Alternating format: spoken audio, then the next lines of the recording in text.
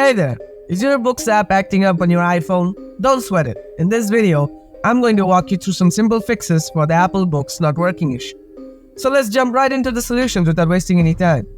Solution 1. Grant necessary permissions to Books. First, open your Settings app, then scroll all the way down to the bottom. After that, tap on Apps. Now select Books from the list. Next, toggle on Background App Refresh and Cellular Data. Finally, check to see if this resolved the issue.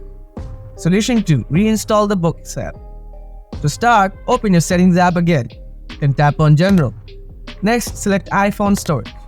Now locate Books and tap on it. After that, tap on Delete App. Then confirm by tapping on Delete App again. Now close the Settings app and head over to the App Store. Search for Apple Books, then hit Download to reinstall it. Now see if this has resolved the issue. Solution 3. Reset your iPhone settings.